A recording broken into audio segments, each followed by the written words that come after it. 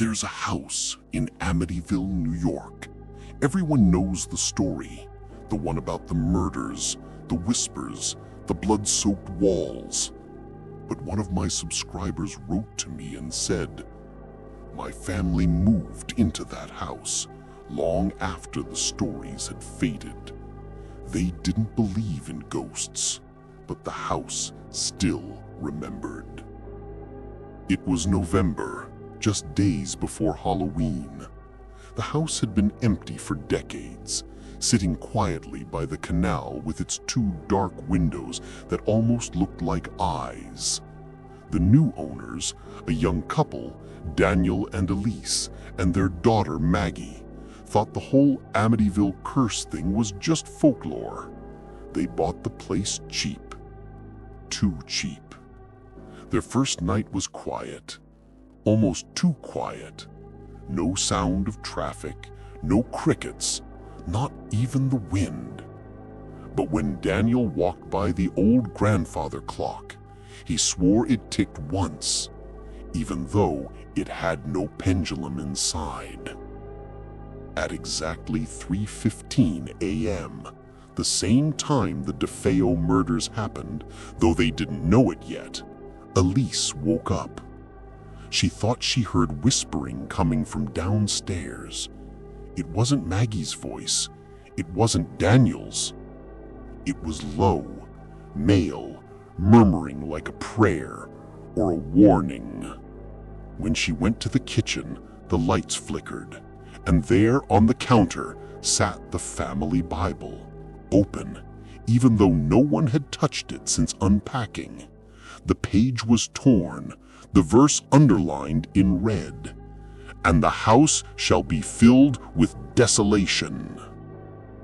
The next day, Daniel explored the basement, a room the realtor said was best left locked. But he was a skeptic. He pried the door open. Inside, the air felt thick, like breathing through water. There were mirrors lining one wall, old, cracked, and covered in dust. And in those mirrors, his reflection was smiling. But he wasn't. He turned away instantly. When he looked back, the reflection was gone. The mirror showed only the empty room. That night, Elise said she heard knocking coming from inside the mirror. 3 slow knocks. Always 3. A few days later, little Maggie started talking to someone.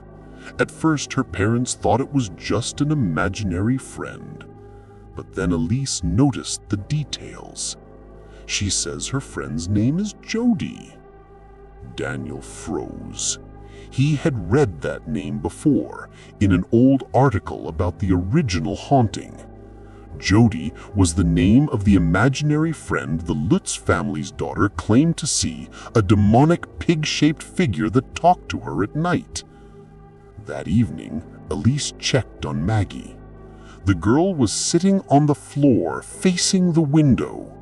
Candles flickered beside her, and outside, through the glass, 2 red eyes stared back. By Halloween night, everything started to spiral. Doors slammed, footsteps echoed across empty rooms. The cross in the hallway fell and landed upside down. When Daniel tried to leave for work the next morning, his car wouldn't start.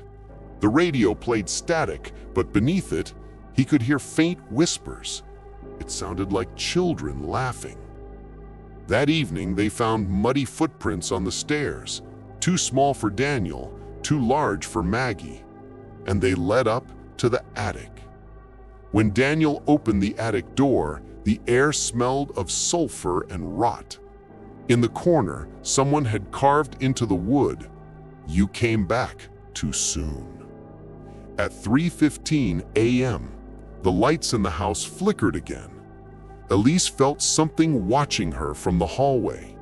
She grabbed her phone, the screen glowed, and for a split second, she saw a photo that shouldn't exist.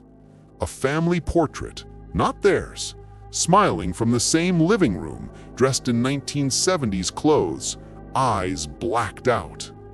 The phone slipped from her hand. She screamed. Daniel ran to her, but the living room was empty. Only the phone lay on the ground, screen cracked, and on it, a recording had started playing automatically. Get out before sunrise. The next night, Daniel brought a priest, but the priest didn't even make it through the doorway. He said the moment he stepped inside, he heard a voice whisper, "Leave him." And then something scratched his neck. 3 long marks appeared bleeding through his collar. They left immediately. That night, Daniel and Elise decided to leave for good. They packed what they could, grabbed Maggie, and ran out the front door. As they pulled away, Maggie looked through the car window and said, "Mommy, he's waving goodbye." Elise turned, and there, in the upstairs window, stood a man in a white shirt, smiling, holding a shotgun. The next morning, police arrived to check the house. No one was inside, no signs of forced entry, but every room smelled faintly of gunpowder. And in the basement mirror, written in condensation, "The house remembers." The family never came back. The house was sold again to another couple who said they didn't believe in ghosts. That was 3 years ago. The property is empty again now. Every Halloween, the lights turn on by themselves at 3:15 a.m. sharp. When I first read this story from a subscriber, I didn't believe it, but she attached a photo. It was blurry, but I swear, if you zoom in, you can see it too. The window, the face, and the reflection smiling back.